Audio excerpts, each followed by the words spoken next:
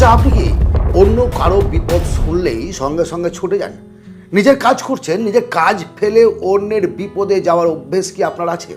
আপনি যান, অথচ দিন শেষে যখন সময় আসে সম্মানের, তখন সবার আগে অবহেলিত এবং অসম্মানিত হন আপনি।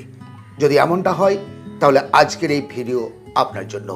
কিভাবে আপনি আপনার সম্মানকে আদায় করে নেবেন এবং কিভাবে আপনি আপনার সম্মান নষ্ট করছেন, এই দুটো বিষয় আজকে আমি সম্পূর্ণরূপে আলোচনা করব। শুধু সমস্যা নয়, সমস্যার সমাধান থেকে কিভাবে বেরিয়ে আসবেন, সম্মান আদায় করে নেবেন এবং প্রত্যেকটা মানুষ আপনাকে ভালোবাসতে বাধ্য হবে।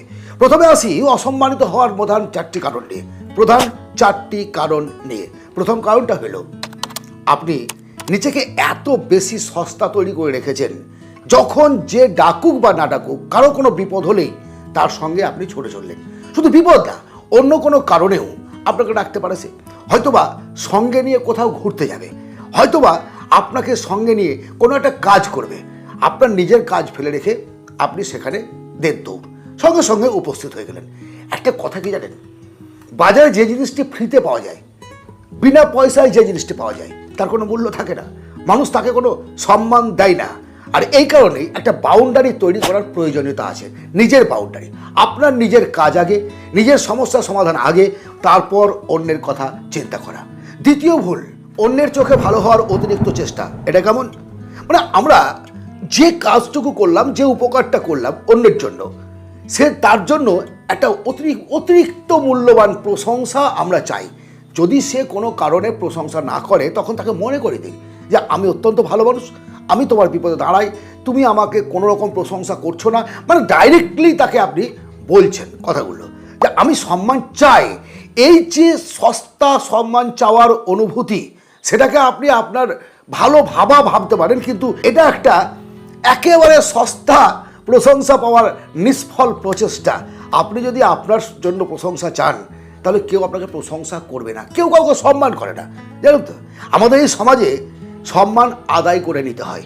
আপনি কতটা সম্মান পাওয়ার যোগ্য, সেই অনুসারে আপনি সম্মান পাবেন। আপনি কারো উপকার করলেন বা করলেন না, তাতে আপনার সম্মান নির্ভর করে না। 3 নম্বর কারণ, সবার সব বিষয়ে হ্যাঁ বলা। হ্যাঁ বলার একটা কারণ আছে। সেই মানুষটা হয়তো আমার পরে রেগে যাবে, বা তার সঙ্গে তর্কে অযথা জড়িয়ে যাব, ঝামেলায় জড়াবো। এ না করে একটা ভুলভাল যে কোনো কথা বলছে, তার সঙ্গে আপনি হ্যাঁ বলে দিলেন, মানে তার সহমত পোষণ করলেন। এতে কি হচ্ছে, অন্যরা আপনাকে ভাবছে আপনার মেরুদণ্ড নেই, আপনি অস্তিত্বহীন, আপনার নিজস্ব কোনো মতামত নেই। এই ভাবনাটা থেকে আপনাকে বেরিয়ে আসতে হবে।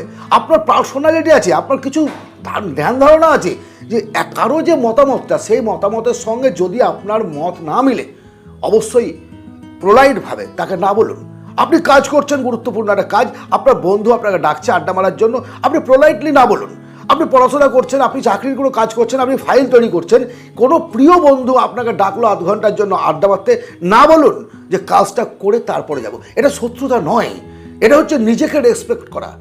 4 নম্বর কারণ, আপনি নিজেকে আরও উন্নত করতে পারছেন না।